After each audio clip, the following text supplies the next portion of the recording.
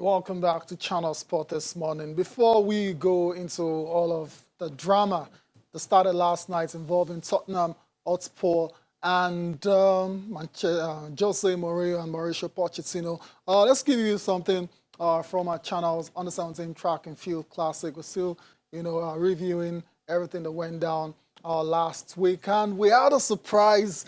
I don't want to say surprise. We had not surprise, it's not the word I want to use now. Yeah, we saw Afolabi Yusuf at the channel's Under 17 Track and Field Classics, and you were like, okay, what is this man doing here?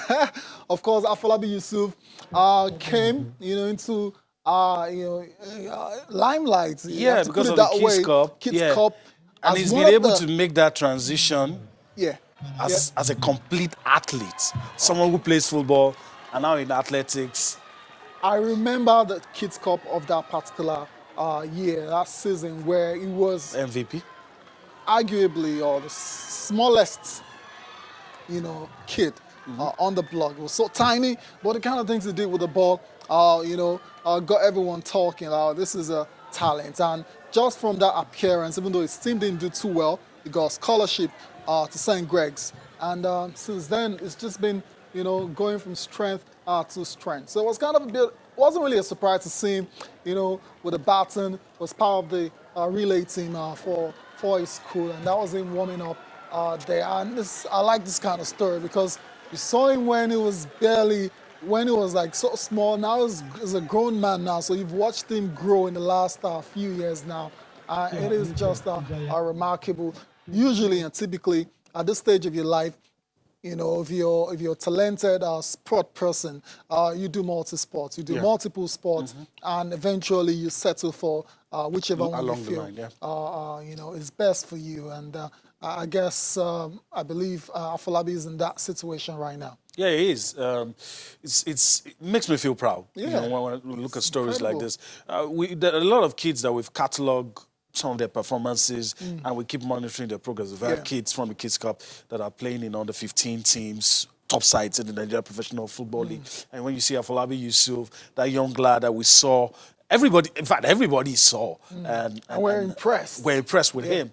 And now you see him make that transition effortlessly into athletics. And that's what natural athletes do. They're able to do more than one event. And I'm happy for him. I just hope Afolabi Yusuf and the other guys that we've discovered will continue in this line. And what's also good is that the platform that Channels provided him, he has been able to grab the opportunities that have come his way with both hands. He's going to school, loves to play football, still playing football, still doing athletics. And he's doing everything that he would love to do that he would probably not have been able to do if not for the opportunity that came his way. Exactly. If he didn't come to the channels on the Channels Kids Cup all those years ago. Let's take a listen. Let's listen to what Afolabi Yusuf had to say at the second edition of the Channels Under 17 Classics. That's track and field. Also, Nukanakman caught up with him. It's a very important competition to recognize this because it helps a lot of people to get to challenge other people, not only in their school, but to challenge other people outside their school. Afolabi, you were discovered playing football in 2016, and now you run. Are you that talented? I don't know. It's God that's helping me. It's not me that's doing everything by myself. I can play football and I can also run. Other people are more talented than me. Afolabi, so your school, tell me some of the things you guys do. You guys keep getting better with sports. What are the things people do that other schools can learn from? After school, we always have training on the track and also on the field. On the track and also on the field. After, let's say, we first of all jog, say 10 laps around the school to get well on our strength. And for the 100 meters, we train on our hand movement so we can move faster while running. Channels Television discovered you in 2016. We are doing this again now. How much love do you have for Channels TV? 100%. I love Channels because they really helped me in the 2016 Channels Kids Cup. They gave me scholarship to St. Gregory's. I would like to thank them a lot because all the competitions we've all been to, they've always been the best, and I think they're the best TV station in the world right now. Thank you very much. Afolabi used to speak so well for someone so young, very articulate. Yeah. I remember, if I remember correctly, Austin in 2016 did that interview kneeling down. Yeah, I had to, you know. Yeah, because it was I so had to, tiny, it was such yeah. a small. Now as a grown kid, now, And the progression is evident. yeah, very evident. His mannerisms. His Mentally, mannerisms, physically, the delivery of the speech. yeah. The composure. I mean, Yeah. everything. It's a total package, and I'm very happy to be part of his story. Yeah, we all are definitely. Okay, that's it for the Under 17 Track and Field Classic for now. Of course, we'll come back tomorrow. There's definitely more reactions still trailing the biggest track and field events when it comes to secondary school students. Let's move on now to Nigerian football. Let's talk Nigerian football. On the back of some not too good performances and results. The Golden Eaglets didn't do too well at the Under-17 World Cup. What else again? The Under-23 AFCON side, they went there, they crashed out in the group stage, which means no Olympics. Same for the Super Falcons. And because of that, the sport minister felt... And don't forget the under-20 team was... Under-20 team, Chan. You can go on and on and on. The last few months has not been good for Nigerian football. Apart from the Super Eagles that have maintained some sort of success. The other teams has been nothing to write home about. And because of that, the minister decided to wade in. Yeah. And what is going on there? They've submitted a report. And that's the NFF? The NFF, right. To the ministry. There were a lot of questions asked, a lot of eyebrows being raised about the government spending a lot of money and we're not getting.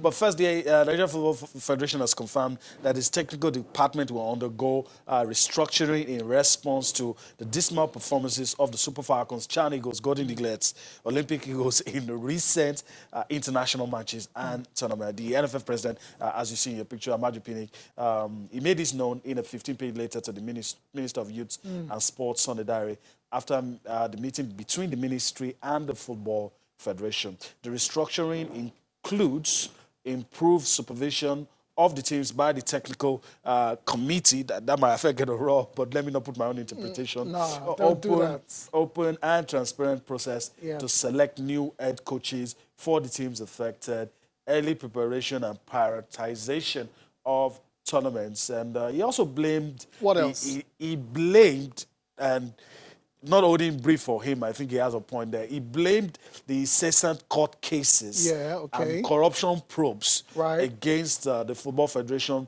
for the poor outing because it was a distraction. What else?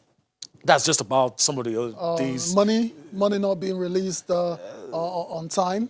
Yeah, it did really, but the key things that he focused on, because this was more or less like... I don't want to call it an indictment, but it appears that way. And of course, he said, okay, we've listened to you, Honorable Minister. We will do this, and this. But while you're reviewing all of that, some of these things that you mentioned, they allowed them to... if we actually... a lot of those things you've said, of course, the NFF are culpable. In a lot of ways. They are very culpable, but we're not going to go into that now. Let's move on with the show. Let's talk about the match day. 4 of the Nigerian Professional Football League, the first midweek match, will be played across various centers today. Some very, very interesting matches to look forward to. Wiki Tourist will be hosting Delta Force. We're going to be hearing from Delta Force coach later on the show. MFM, they're back home now. They'll take on... Although this game is going to take place at the Teslim Balogun Stadium. It's been moved because the Agege Stadium is being used for something else. So if you're a fan of MFM, you need to go to the Teslim. I also hear that they're going to provide buses to convey people, their fans, who want to see the game. So if you get to the Agege Stadium on time, you probably meet them and they'll convey the fans to the stadium. Fantastic. Elsewhere, Rivers United will take on Rangers International. Aqua United, on the back of getting spanked by Enyimba in their last fixture, will look to bounce back against Katsina United. Lobby Stars versus Heartland will also be in action. All right, Sunshine Stars and Naimba. This should be a big game any day. So we'll see what happens in that one. That's why United up against Plateau United, Jigawa Golden Stars up against Kano Pillars, Adamawa United, Abia Warriors, Aqua Salers to go FC.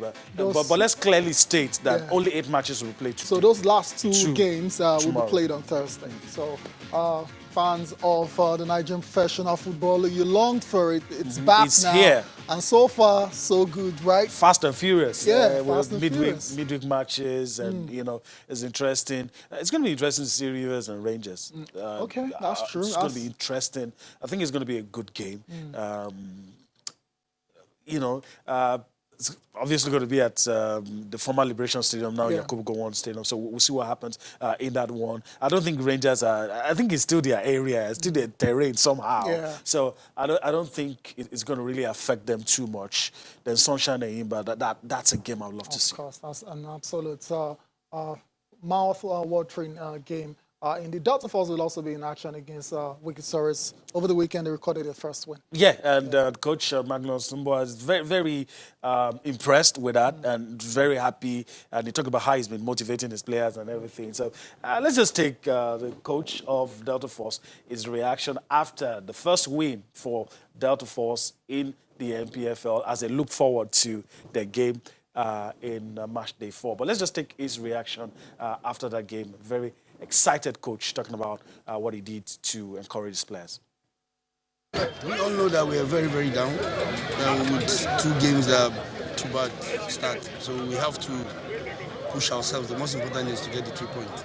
Then later we can now correct every department of the game to make it work together. So I think today we succeed in getting our chances, and then there are a lot of things we can still work on to make the team look better.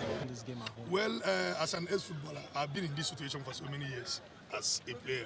So it's very easy to motivate the players. It's all about their career. It's always about the career first before any other thing. I'm happy that whatever has happened in Lobby happened at the start of the season. It's a learning process for the boys. I keep on telling my boys, the football is about the spirit, the approach, your attitude is number 1. If you see the start of this game, you can see the intention of the boys, and that's what they got, because they intended to win. So when they went to Lobby, they were looked at as if they don't want to play, and it will go against you, because the game itself is a spiritual game. Whatever you give to the game, that's what it gives you back.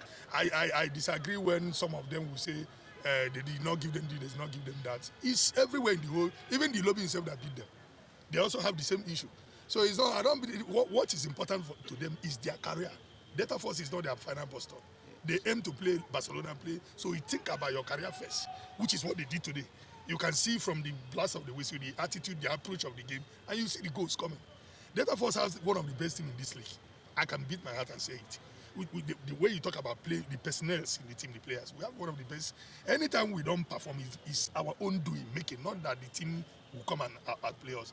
And I can assure you from this victory, you will now see the real Delta Force. Well, this team is just it's like a new team to me. I'm new here, but for all over, we are playing together as a team, if you can see, and we're improving by every game.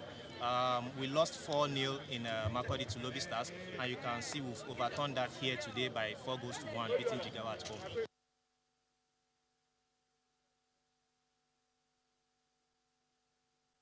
All right, welcome back. Some reactions from match day 3. I was going to go on today. It's match day 4, so we're going to see what's going to happen. Wale Shola joins us now, and Wale. Let's go and dive into. Come on, what are we waiting for? Wale, let's just leave. Let us talk about. But first, good morning. We're Good excited. morning.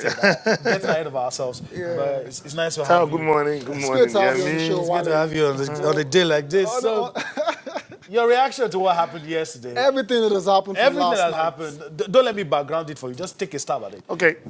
Let Let me start. Let me Wale. start from the Nigerian national teams. They from the under 23 Eagles Wale, we'll come- that we'll went come. to the African qualifying competition in Cairo, in Egypt, till our under 17 national team, to the Chan Eagles. I think there should be an emergency of Nigerian football. I know we come to this level. I knew it back then that if we continue to do the same thing in the same way, without changing our approach, we come on our news. Our national teams now, on the 8 national teams, that should be the nursery for the Super Eagles, they are really suffering. Tayo Yemi, I wouldn't like to come to the stage that there will be dearth of quality players in the national team, it will affect us. All right. Because once you don't get it right at the age group competitions, how do you now fill the gaps and the spaces being left behind by your top players in the national team?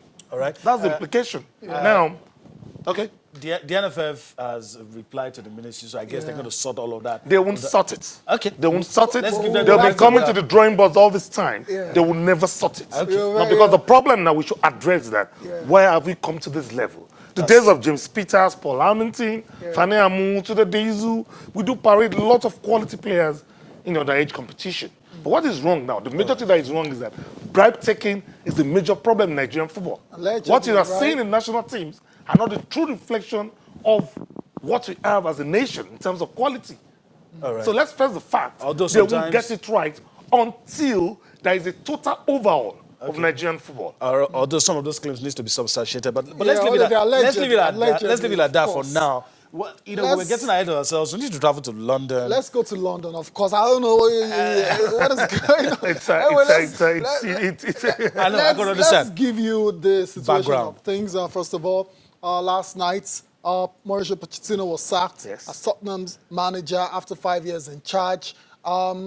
Just when a lot of people started to say, okay, who's going to come in next now? They're going to struggle with a replacement, blah, blah, blah. Daniel Levy and Tottenham decided to announce Jose Mourinho as his replacement until 2023. So without the managerial change there, Jose Mourinho is back in management. And Yemi and Shola, this is a ton of events that I didn't see happening at this stage of the season. I always knew it was inevitable that He will return. Poch was going to go Yes. at the end of the season. because Mourinho was going to come. Someone, but not not now.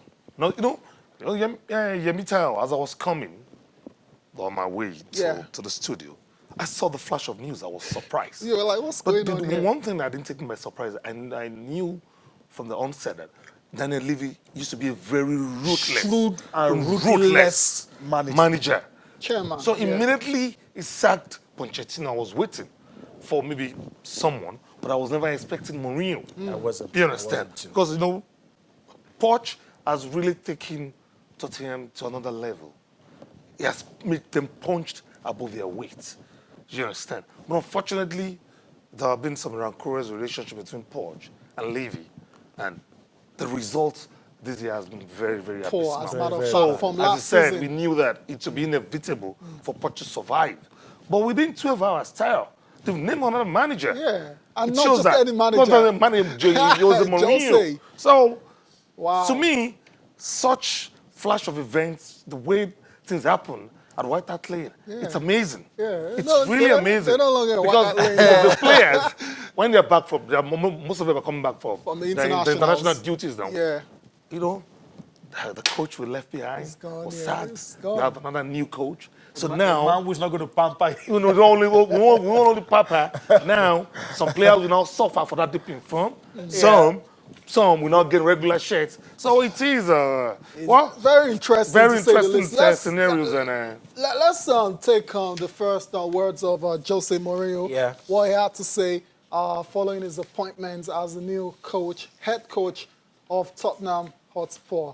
He says, I'm excited to be joining the club with such a great heritage and such passionate supporters. The quality in both the squad and the academy excites me. Working with these players, it is what attracted me. That's according to Jose Mourinho and his appointment. I don't know why Yemi is laughing. Let's go to Daniel Levy now, the chairman, the ruthless one, as these guys want to call him. He's had a few things to say about the appointment of Jose Mourinho as well. So in Jose, we have found one of the most successful managers in football. He has a wealth of experience, can inspire teams, and is a great tactician.